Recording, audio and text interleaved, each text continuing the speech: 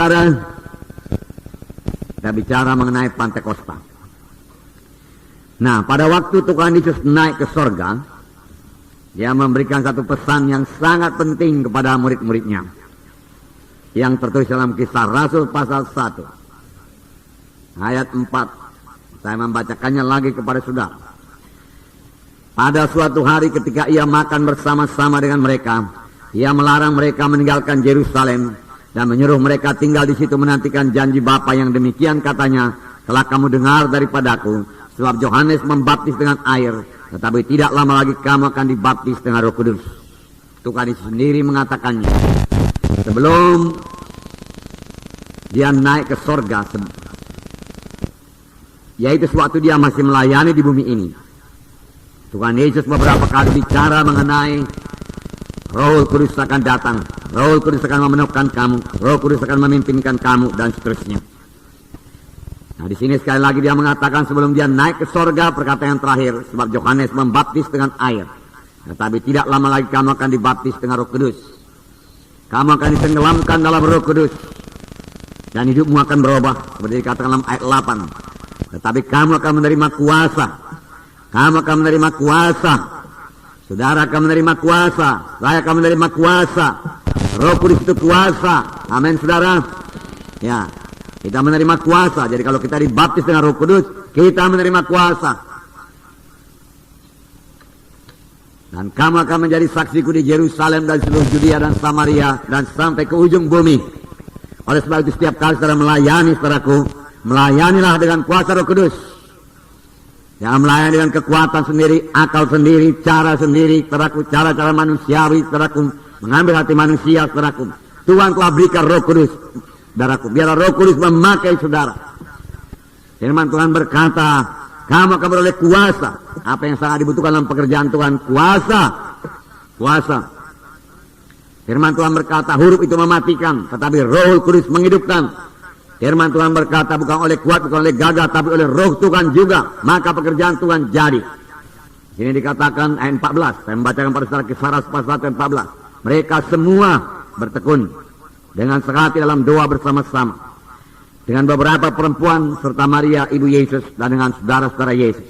Dia disebut namanya, tapi dikatakan semua bertekun dengan sehati.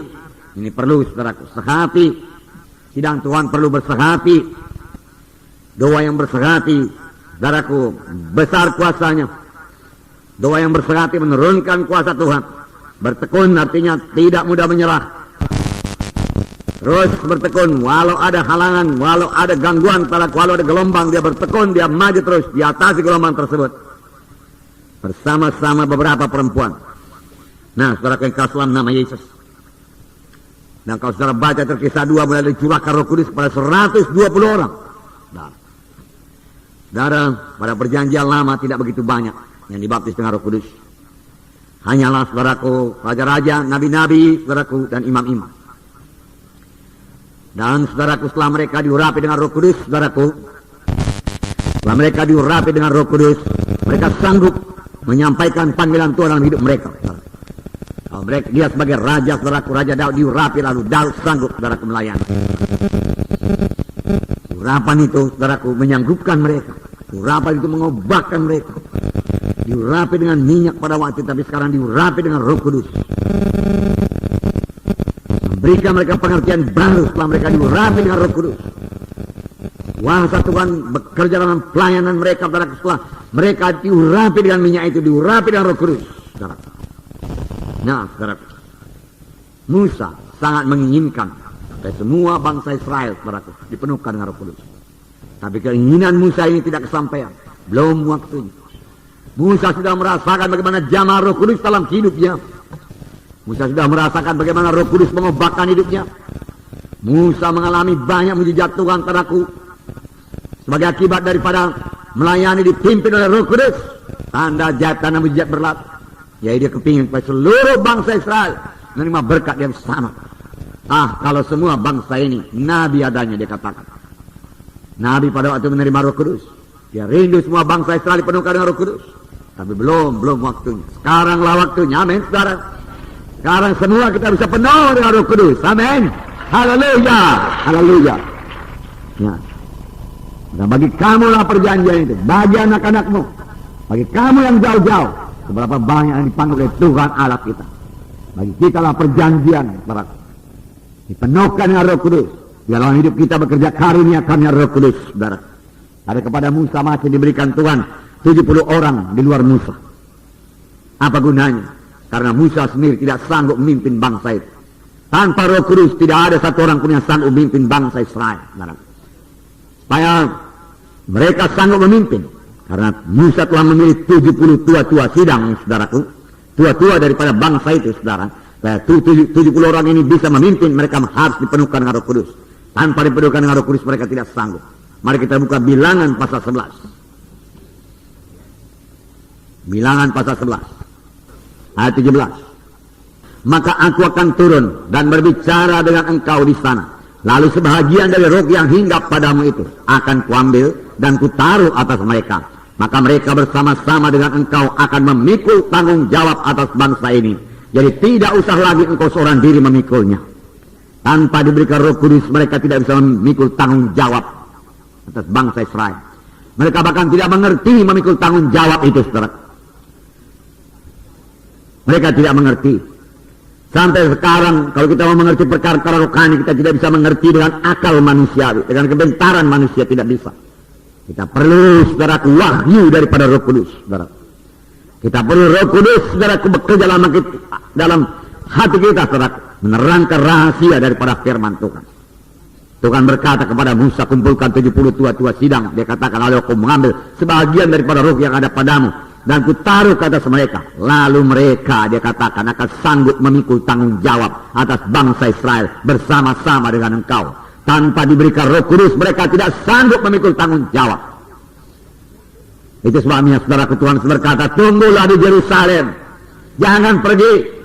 Kamu tidak akan sanggup mengendapkan perintah agung kalau bukan dengan Roh Kudus. Tuhan berkata, tunggu sampai kamu lengkap dengan kuasa dari Maha Tinggi. Betapa sayangnya saudaraku, masih banyak saudaraku, ya, gereja-gereja belum menerima Roh Kudus penuhnya, belum membiarkan Roh Kudus beroperasi dalam sidang Tuhan. Saudaraku, dalam sidang ini biar Roh Kudus saudaraku mengambil tempat yang utama, memimpinkan kita semua, saudaraku, mengubahkan kita semua, melengkapi kita semua, mengurapi kita semua, dan membiarkan saudaraku Roh Kudus bekerja dalam sidangnya ini dengan memakai saudara. Haleluya. Nah, saudaraku, kemudian ayat 24, mari kita baca. Setelah Musa datang keluar, sekali lagi sama-sama. Setelah Musa datang keluar, disampaikannya firman Tuhan itu kepada bangsa itu. Dia mengumpulkan 70 orang dari para tua-tua bangsa itu dan menyuruh mereka berdiri di sekeliling kemah. Lihat, saudaraku, ini orang yang penuh dengan Roh Kudus. Saudaraku, dia tidak kesulitan akan firman Tuhan. Dia dengar suara Tuhan. Dia keluar sidang. Lalu firman Tuhan sini berkata, disampaikannya firman Tuhan itu.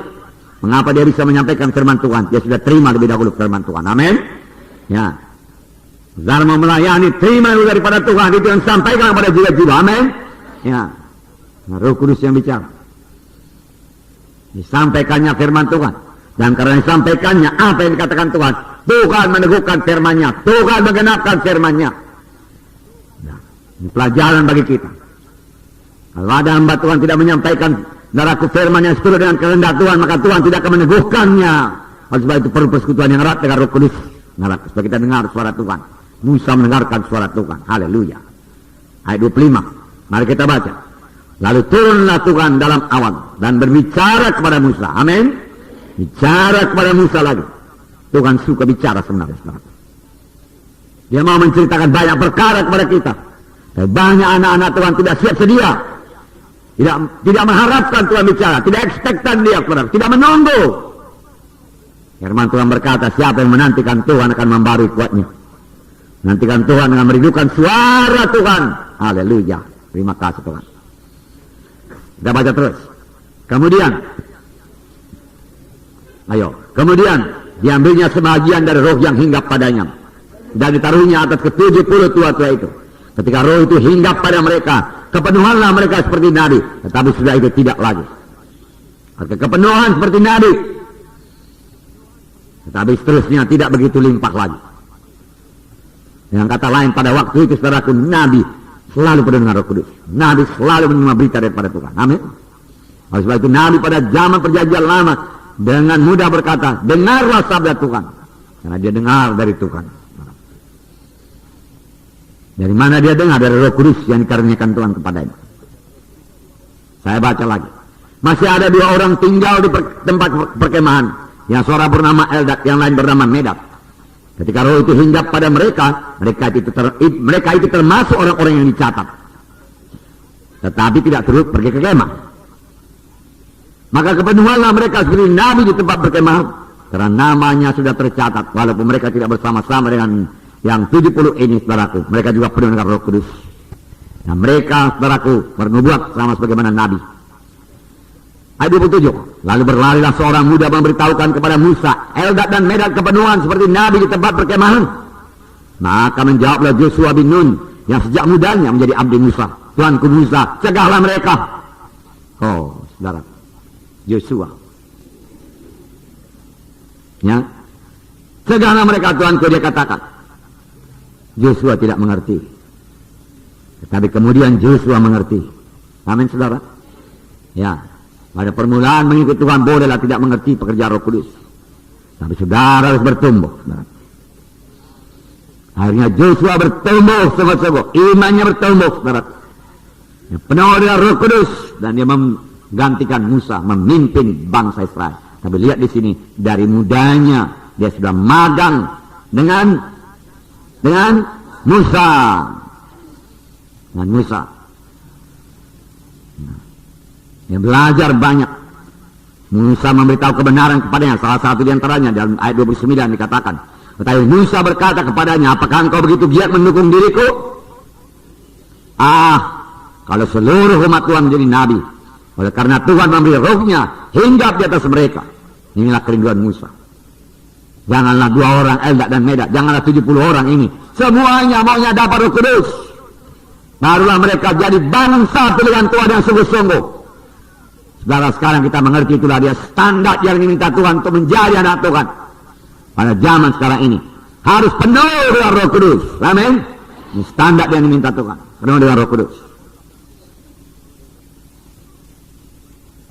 Kalau sekiranya seluruh bangsa ini nabi adanya. Karena mereka penuh dengan Roh Kudus. Karena Tuhan memberi rohnya kepada mereka. Aku mau mereka semua berubah. Mereka pasti akan berhasil setelah menduduki tanah Kanaan. Demikian juga sekarang standar rohani anak-anak Tuhan, saudaraku. Ya, standar rohani, standar dasar, saudaraku. Yaitu penuh dengan Roh Kudus, dibaptis dengan Roh Kudus. Sesudah itu bertumbuh lagi. Sesudah itu berubah. Ya, sesudah itu memiliki darah kurapan Tuhan. Mendapat pimpinan Roh Kudus. Saudara, tidak berhenti sampai bahasa roh saja. Amin? Tidak berhenti di situ. Tidak berhenti sampai tata saja, saudara. Tidak. Berubah, tapi yang penting berubah. Semua bangsa ini nabi adanya. Musa rindu. Dalam buku Joel, barat. Ini masih perjanjian lama. Saudara, Tuhan bicara melalui nabi-nabinya. Kita buka buku Joel pasal 2.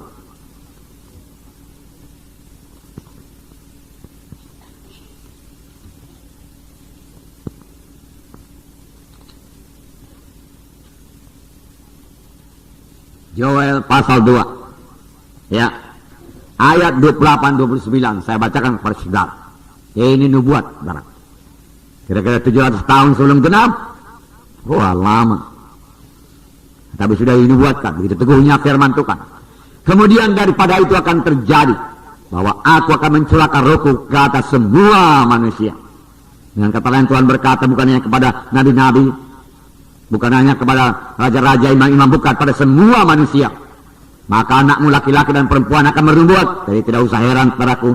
Anak-anak sekarang bahasa roh, anak-anak sekarang berdoa dalam roh, membela dalam roh. Mereka meletakkan tangan kepadaku, mereka penuh dengan Roh Kudus, lalu orang itu tergeletak kepadaku. Tidak usah heran. Amin, saudara. Karena Roh Kudus bekerja pada anak-anak juga. Haleluya. Ya, ini perlu bagi guru sekolah minggu. Maka guru sekolah minggu semua harus penuh dengan Roh Kudus supaya dia bisa transfer Roh Kudus kepada anak-anak itu sehingga anak-anak itu berubah. Amin.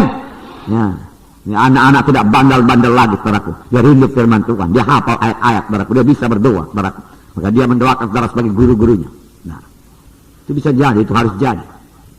Saudara nggak perlu sibuk lagi berkata, ayo diam, ribut. Saya rotan kan kalau ribut ya. Nah, jangan. Saya jelar kau nanti. Nah, tidak perlu lagi. Mereka sendiri sudah penuh dengan Roh Kudus. Roh Kudus meneguhkan dia pada anakmu laki-laki dan perempuan. Nah, orang-orangmu yang tua akan mendapat mimpi, turunan-turunanmu akan mendapat penglihatan dari Tuhan, saudaraku. Penglihatan, saudaraku. Bukan sama dengan khayalan dunia ini, saudaraku, atau mimpi-mimpi dunia ini, saudaraku. Mimpi kekenyangan makan, saudaraku. Mimpi karena makan durian, saudaraku. Ya, bukan, saudara. Mimpi yang daripada Tuhan, amin. Mimpi yang tidak kedagingan, amin.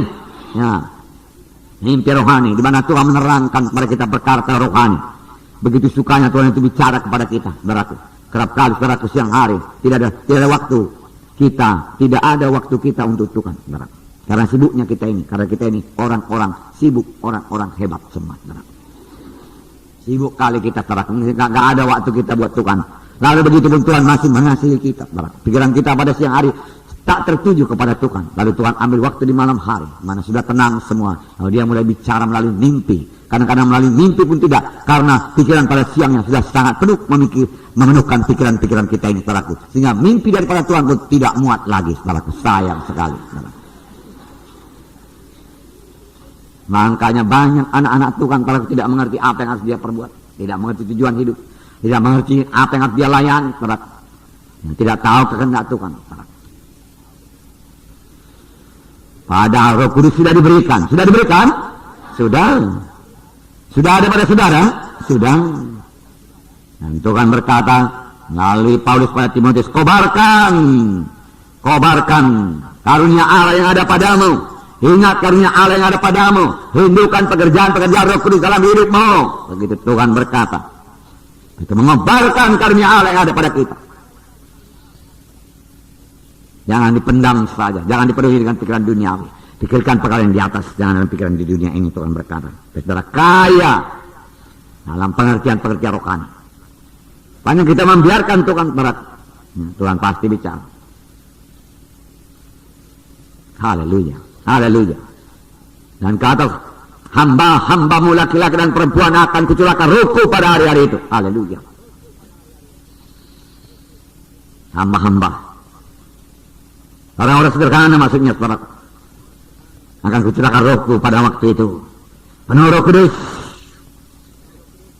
Hamba-hamba, saudara, pada zaman dahulu juga tidaklah banyak uangnya, saudaraku. Tapi dia bisa penuh dengan Roh Kudus. Bisa kaya dengan karunia Roh Kudus, saudaraku. Bisa membawa berkat bagi tuannya, saudaraku. Dia penuh dengan Roh Kudus, saudaraku. Membawa berkat bagi orang lain kalau penuh dengan Roh Kudus, penuh dengan Roh Kudus. Nah, ini sudah dibuatkan. Apa yang dijanjikan Tuhan pasti genap. Pasti kenal. Kitalah umat perjanjian. Umat perjanjian artinya kita berjanji dengan Tuhan. Kalau kita memegang perjanjian Tuhan, Tuhan memegang perjanjiannya terhadap kita. Tuhan menggenapkannya. Dan kalau kita tidak memegang perjanjian kita dengan Tuhan, Tuhan tidak bisa. Tuhan tidak mau, tidak bisa. Karena Tuhan tidak akan melanggar janjinya. Apa yang sudah dijanjikan pasti digenapkan. Amin. Nah. Dan janji-janji Tuhan begitu indah. Begitu luar biasa. Kuasanya luar biasa. Berkatnya luar biasa. Yang pasti mengobatkan seluruh hidup saudara. Haleluya Tuhan. Puji Tuhan. Setialah, saudaraku.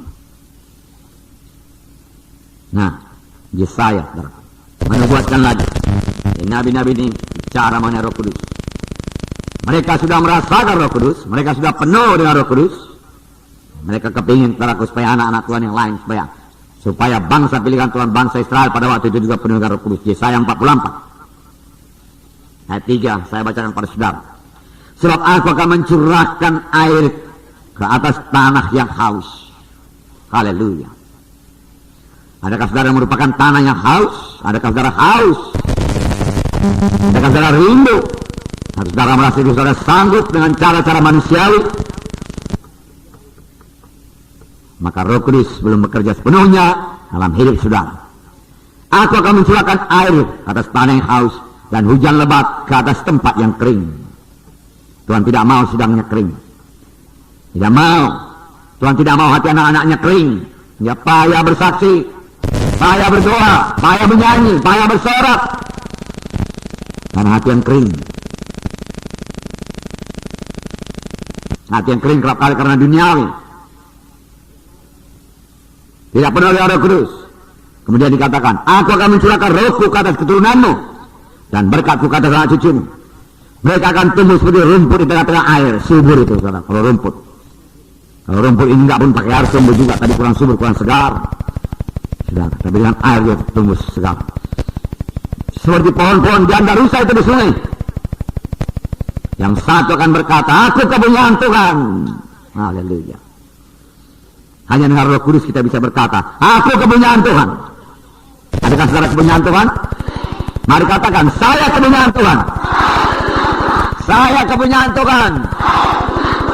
Segala milik saya milik Tuhan. Benar? Haleluya.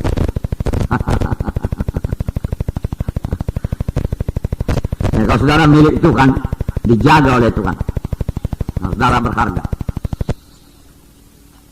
Saudara milik Tuhan. Saya jaga mobil saya, saudara. Kalian hati-hati, jangan kesenggol. Apalagi Tuhan dengan miliknya kita ini. Ya, Tuhan jaga. Nggak boleh kena penyakit, saya katakan. Amin. Nah, itu dulu, saudaraku. Tuhan jaga. Jangan bagus-bagus anakku pada jalan lurus ini. Jangan dekamen kalau anakku, jangan menyimpang kiri, jangan menyimpang ke kanan. Simpang kiri, simpang kanan, simpang kiri ada penyakit, simpang kanan ada penyakit. Jangan menyimpang. Mengapa sakit? Menyimpang juga, saudaraku.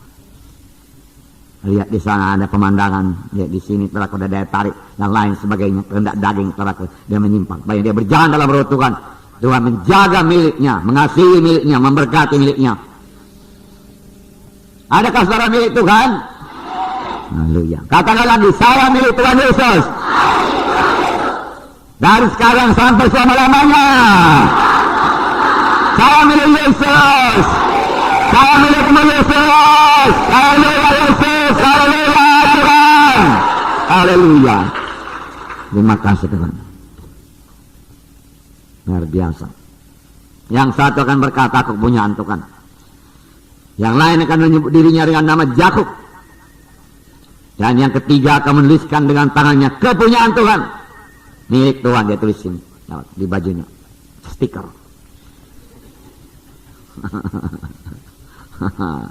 Property of Jesus. Kepunyaan Tuhan. Dan akan menggelari dirinya dengan nama Israel. Umat pilihan Tuhan. Kamulah umat pilihan Tuhan. Milik Tuhan. Adakah saudara bersuka cita menjadi milik Tuhan? Amin. Haleluya. Haleluya. Oh, taste and see that the Lord is good. Kecap dan lihatlah betapa baiknya Tuhan itu. Haleluya. Haleluya. Tuhan Yesusnya yang dikecap, saudara. Bukan berkatnya, saudara. Intim bersekutu dengan dia, amin. Ya. Kadang-kadang orang lihat berkatnya, Tuhan Yesusnya dikesampingkan, saudara. Semua orang tua, saudaraku, bawa main-mainan, saudaraku, main-mainan mobil buat anaknya umur 4 tahun, saudara. Anaknya merebut mainan mobil itu, saudaraku, ibunya nggak dipedulikan, orang tuanya nggak dipedulikan, saudara. Terus main-main mobil. Oke lah, bagus. Kalau memang umur saudara masih 4 tahun. Habis-habis kita semua di sini sudah di atas 20 tahun, amin. Ya.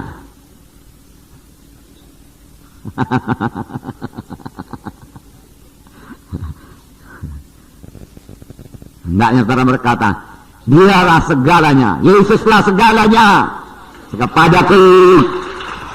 Ya, itu yang betul. Yesuslah segalanya kepadaku, besar kecil. Ya.